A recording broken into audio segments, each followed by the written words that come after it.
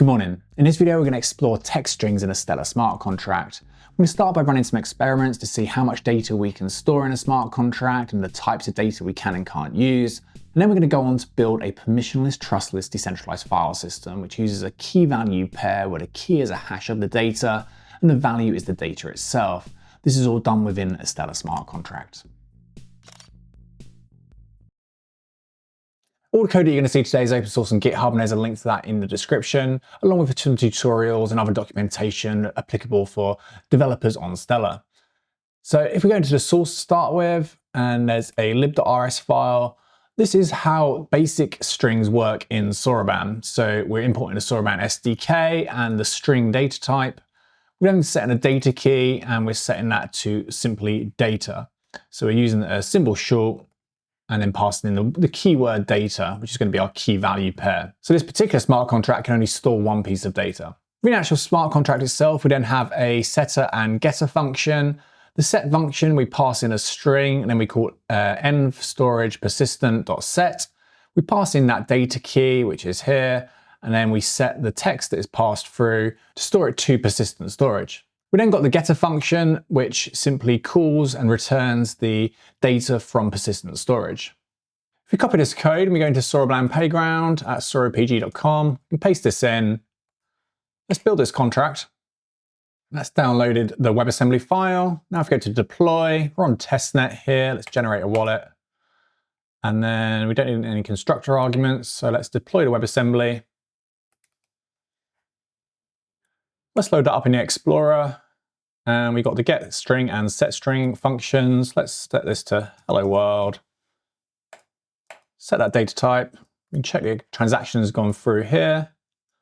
Give that a second to be indexed.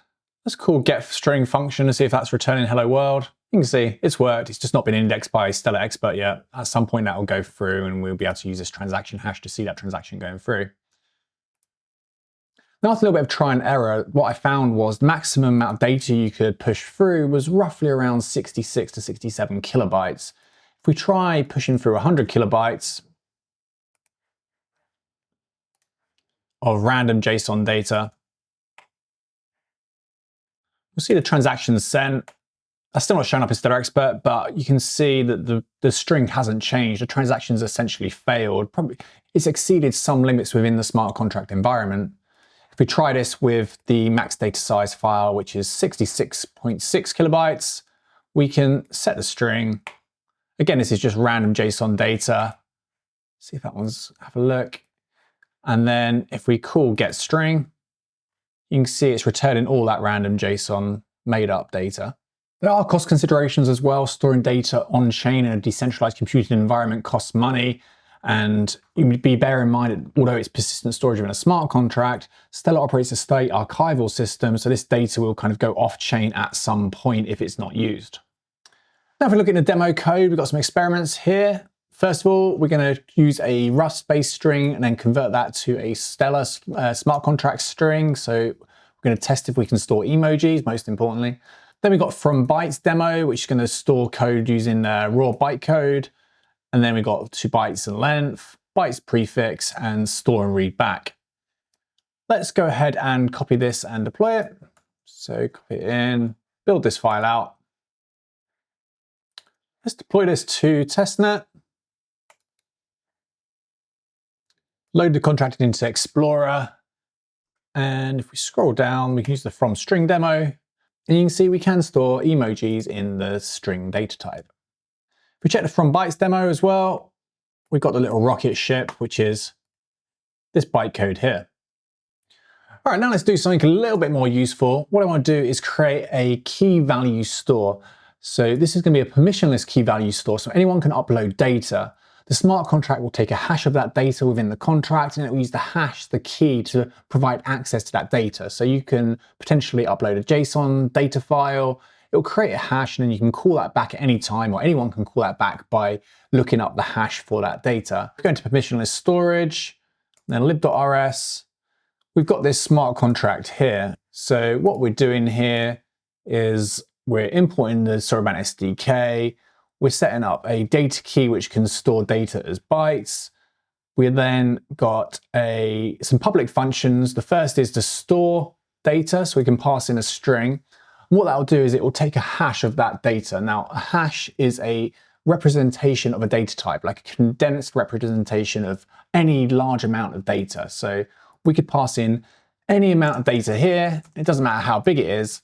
It would simply condense that down to a 256-bit or 32-byte representation of that data. In this case, it's outputted in hex, and that's what we're going to use in our smart contract as well. So for example, if I type in hello world, we get this SHA-256 hash of the phrase hello world, and that's B94D27. I should know that off by heart by now, I've done this so many times. Now, once we've stored that data, when we pass that data hello world through to this smart contract, it sets the key for that data as this hash. And what that means is that anyone can go in and use this smart contract. There's no permissions or authorization within this contract, no account management or anything. It's completely permissionless because no one can alter that data. This hash will always return back to this data type here. So this is a useful way to create a permissionless data storage facility within a Stellar smart contract. Now, we've also got some other public functions. We've got a getter function, which we pass in the hex string for the hash, and it returns the data that we've stored there. And we've also got a hash of, which will just return the hash for a particular set of data. We've got a has function, which will do a lookup and check if there's data stored under a particular hash and return a Boolean true or false. Then we've got the SHA-256 function. This is basically just using the standard crypto SHA-256 function, which is built into Stellar's environment variable. And then we've got some functions for working between bytes and text and hex data. If we go ahead and compile this, let's compile it to WebAssembly, and then we can deploy the contract to the network, deploy, key value store. So I'm going to call Stellar contract invoke and pass in this contract ID for what we just deployed. And I'm going to set a source to my James account, network to testnet, and I'm going to call this store function with a text hello world. Let's do that, sign in a transaction. And you can see it's returned this B94D27, which is the SHA-256 hash, which matches the hello world here.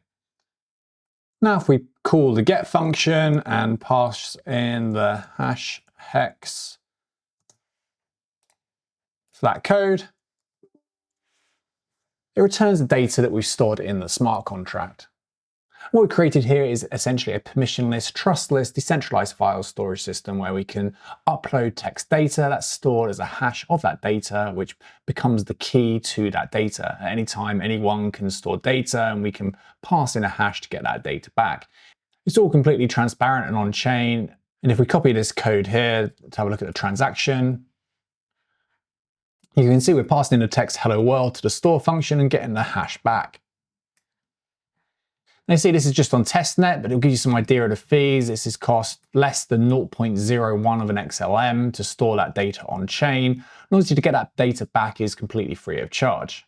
If you've ever used IPFS in the past to store like NFT images or something like that, that uses a very similar system where it takes a hash of the data, which might be an NFT image, and then it uses that hash as the key to get that data back. It's a very simple but effective way of creating this permissionless, trustless data storage and decentralized file system. All the code you've seen here today is open source on GitHub, and there's a full tutorial link to in the description. Thank you for watching.